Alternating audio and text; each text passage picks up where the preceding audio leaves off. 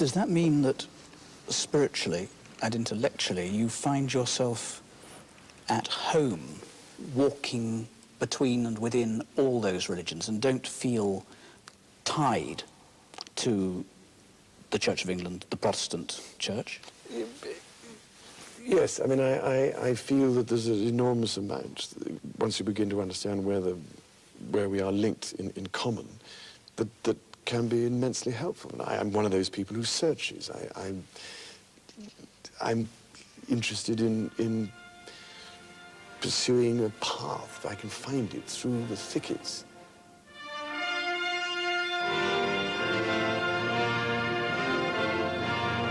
But when the prince inherits the crown, he also inherits a symbolic role at the pinnacle of the established church, a role that his approach calls into question.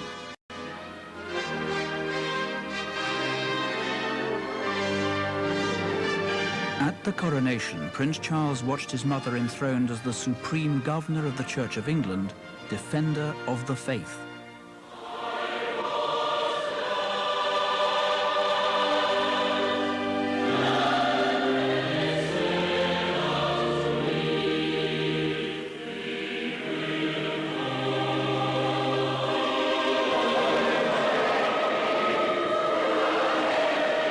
The coronation placed in the Queen a sacred duty to protect the established Church of England over all others.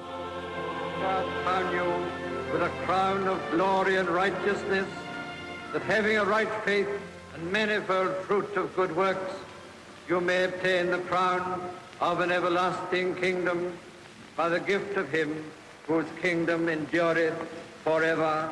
Amen.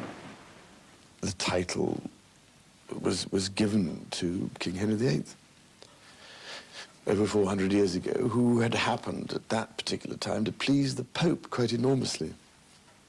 So he was given this title, whereupon shortly after he decided that for some reason or other, it was because he wanted to get divorced, that things were rather different. The Pope was a damn nuisance because he wouldn't grant him a divorce, which again is one of the reasons why the Church of England developed, which I think is necessary to remember. And so the title then remained, rather because I suspect King Henry VIII liked it. And, well, I personally, you see, would much rather see it as defender of faith, not the faith, because it means just one particular interpretation of the faith, which I think is sometimes something that causes a great deal of problem. It has done for hundreds of years. People have fought each other to the death over these things. It seems to me a peculiar waste of people's energy when we're all actually aiming for the same ultimate goal, I think. So I mean, I would much rather it was seen as defending faith itself, which is so often under so much threat in our day, where, you know, the whole concept of faith or belief in anything beyond this existence, beyond life itself, is considered almost old-fashioned and irrelevant. So a defender of faith means defender of those who believe in a God in whatever form that you would want to encourage that, that capacity and that urge. Yes, I mean, defender of the divine in existence. The pattern of the divine, which is, I think, in all of us, but which is, because we are human beings, can be expressed in so many different ways. I've always felt the Catholic subjects of the sovereign are equally as important as the Anglican ones or the Protestant ones. Likewise, I think the Islamic subjects or the Hindu subjects or the Zoroastrian subjects of the sovereign are of equal and vital importance. Ladies and gentlemen, in these uprooted times, there is a great need for constancy, a need for those who can rise above the clamour, the din, and the sheer pace of our lives to help us to rediscover those truths that are immutable and eternal, a need for those who can speak of that eternal wisdom which is called the perennial philosophy. Looking at the program for this conference being organized by Sacred Web on the theme of tradition in the modern world and of the list of speakers, I know that you will be hearing just this kind of teaching from just these kinds of people. Within the overall theme, there would seem to be a marvelous diversity of matters being discussed, matters related to religion, the arts, the economy, the environment, and much else. Although, very sadly, I cannot be with you, I do just want to say that I am always delighted to receive the latest issue of Sacred Web, because so often I come across such deeply revealing and enlightening articles, rich in content and diverse in subject matter. In addition, through the work of the Temenos Academy, of which I am patron, I have been fortunate to enjoy the writings of some of your colleagues, people such as Professor Syed Hossein Nazar, and of course the late Dr. Martin Lings, whose presence amongst us is so profoundly missed. The Temenos Academy has been and remains closely associated with many of those who have written and continue to write for Sacred Web, and indeed for Sophia and other related journals. From the beginning, with the launch of the original Temenos Review, the Temenos Academy has not only been devoted to what its founders have referred to as the arts of the imagination, but has also been committed both to the perennial philosophy and to the notion that man is at root a spiritual creature with spiritual and intellectual needs which have to be nourished if we are to fulfill our potential. Both of these matters are at the heart of the teachings of Sacred Web. Temenos Academy and Sacred Web are also, of course, dedicated to an exploration of the role of tradition in the modern world, the subject of this conference, and indeed to a critique of the false premises of modernity, a critique set out in one of the seminal texts of the traditionalists, René Guénon's The Reign of Quantity. Now, many find this teaching difficult, not least because it asks us to question our very mode of being, and perhaps because it asks us to question an ideology in the form of modernism that has become so set in our minds that any other way of being seems in some sense fanciful and unrealistic. However, the teachings of the traditionalists should not, in any sense, be taken to mean that they seek, as it were, to repeat the past, or indeed simply to draw a distinction between the present and the past. Theirs is not a nostalgia for the past, but a yearning for the sacred. And if they defend the past, it is because in the pre-modern world, all civilizations were marked by the presence of the sacred. As I understand it, in referring to tradition, they refer to a metaphysical reality and to underlying principles that are timeless, as true now as they have ever been and will be. And by way of contrast, in referring to modernism, they refer to a particular, though false, definition of reality, a particular, though false, manner of seeing and engaging with the world that, likewise, is distinguished not by time, but by its ideology. In an article written in 1983 for the traditionalist journal Studies in Comparative Religion, Professor Nazar put it this way: when we use the term modern, we mean neither contemporary nor up-to-date. Rather, for us, modern means that which is cut off from the transcendent, from the immutable principles which in reality govern all things, and which are made known to man through revelation in its most universal sense. Modernism is thus contrasted with tradition. The latter implies all that which is of divine origin, along with its manifestations and deployments on the human plane, while the former, by contrast, implies all that is merely human and now ever more increasingly subhuman, and all that is divorced and cut off from the divine source. Most especially, therefore, we can see that it is the very timeless quality of these immutable principles of tradition that makes its teaching so timely. For me, the teachings of tradition suggest the presence of a reality that can bring about a reality of integration.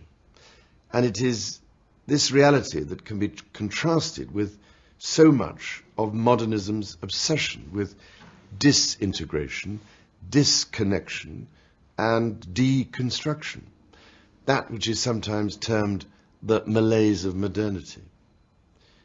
Cut off at the root from the transcendent, modernism has become deracinated and has separated itself, and thereby everything that comes within its thrall, from that which integrates, that which enables us to turn towards and reconnect with the divine. In this way, the loss of tradition cuts to the very core of our being, since it conditions that which we can know and be. For modernism, by its unrelenting emphasis on the quantitative view of reality, limits and distorts the true nature of the real and our perception of it. Whilst it has enabled us to know much that has been of huge material benefit, it also prevents us from knowing that which I would like to refer to as the knowledge of the heart, that which enables us to be fully human. This dilemma is captured in ancient notions of balance and harmony, notions that are, for example, expressed in many guises in that wonderful Kabbalistic diagram of the Tree of Life. As the Temenos fellow Warren Kenton so beautifully explains in his lectures to the students of the Academy, the teaching of the Tree of Life is that the active and the passive aspects of life, which on their own may lead to imbalance and disharmony, can only be brought together in harmony by the influx into our lives of the divine and the sacred. Whether or not we interpret this image as an explanation of an outer or an inner orientation, it is in this way, and only in this way, that the forces or characteristics of expansion and constraint can be brought into balance. Ladies and gentlemen, it is a great sadness that I cannot be with you to participate in and benefit from this conference on Islam and Muslims in the world today. However, I particularly wanted to take this opportunity to say a few words to preface the vitally important topics which you will be discussing over the next 2 days. I also wanted to express appreciation to the Prime Minister for making time before he steps down to organize this exchange of views by so senior and experienced a group of speakers. For more than 20 years now, I've been fascinated by the relationships between the Abrahamic faiths of Islam, Christianity, and Judaism. And this fascination stems partly from the particular interest I have in the ethnic, religious, and cultural diversity which makes up modern Britain. For me, this unity through diversity can represent a great richness and a great strength for our society. But my fascination has been leavened with a concern that while there is much which binds the children of Abraham together, there is also much which prevents us from coming closer.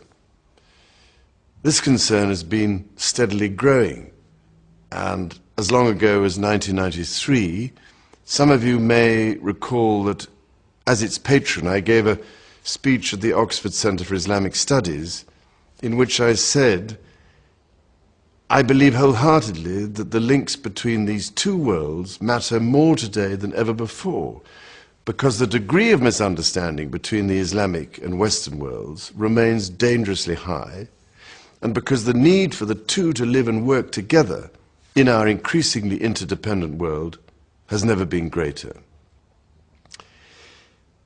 Well, ladies and gentlemen, I have rarely hoped more fervently to be proved wrong Sadly, events have shown that there was at least some truth in my analysis. Despite advancing these thoughts nearly 15 years ago, however, I have never subscribed to the view that a so-called clash of civilizations is somehow inevitable. Indeed, I believe that by redoubling our efforts to promote tolerance and understanding, people at all levels of society can make all the difference. This, of course, is very easy to say, but I have a feeling that the doing may also be within our grasp. In fact, while many commentators have expressed reservations about the resurgence of spirituality around the world, I find this a profoundly heartening sign. I cannot claim to be qualified to interpret the sacred texts of any of the great faiths, that is, for those called and properly trained to be spiritual leaders. But I do think that there is great wisdom in the Arab proverb which says, "What comes from the lips reaches the ears. What comes from the heart reaches the heart." So when my heart tells me to work towards greater tolerance and understanding, my head tells me that to translate this into action, we could do worse than begin by reassessing, calmly and rationally, our perceptions of one another. There is so much ill-informed and reactionary commentary that it is hugely difficult for the man or woman, or indeed the young person in the street, to know where the truth really lies. Western perceptions of Islam and Muslim perceptions of other faiths seem to me rather like the two ends of a balance. What affects one immediately and unavoidably affects the other. Ladies and gentlemen, I believe that resolving imbalance through balanced thoughts and balanced actions is an essential first step, and one which each and every one of us can take. Now, I'm not trying to say that we are all the same. We are not. But when we think about it, we do share common values, and I have no doubt that this conference will enhance and enrich our understanding of them. As the Christian tradition teaches us, let brotherly love continue. Be not forgetful to entertain strangers, for thereby some have entertained angels unawares. This text, which means so much to Christians, is based upon an episode in the life of Abraham, whose example is cherished also by Jews and Muslims. Our common values celebrate humility, greatness of soul, honor, magnanimity, and indeed hospitality. It is these values which define our worth and status as human beings, and which, when held in proper balance, manifest the harmony between mankind and the temporal order in which we live.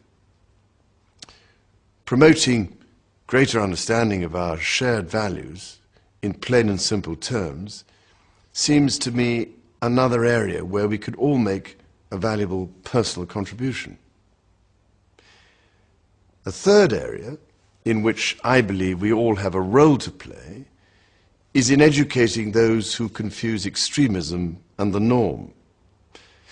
Extremism is, by definition, the exception. It is not the standard by which any informed judgment can be made. Tragically, extremism exists within every faith, within every culture and tradition, and none is immune from the devastating consequences which result from its confusion with the normal thoughts, words, and deeds of the overwhelming majority. But to confuse extremism with the norm is to ignore, in some cases perhaps deliberately, our common values. It is to be part of the problem, not part of the solution. By working together, we can move mountains. By working in opposition to each other, we simply create bigger mountains and cancel each other out, and worse. In all of this, I am struck by the great challenges which we must all face together. Perhaps the greatest of all is climate change, where common actions in each and every country are urgently required to protect the common inheritance that has been given to us by the Creator, by our Sustainer. And when we consider the sacred texts of Islam, Christianity, and Judaism, we find common themes of stewardship and justice towards the environment. If only the great Abrahamic faiths could work together from their sacred texts to stand on common ground and work towards the protection of our planet. Ladies and gentlemen, I do hope that the great minds and the wealth of practical experience gathered together in this room will be able to move the debate forward. By getting to know each other better, by listening at least as much as we talk, and by translating talk into action, I trust and pray that we might be able to advance just a few steps further along the road towards tolerance and understanding.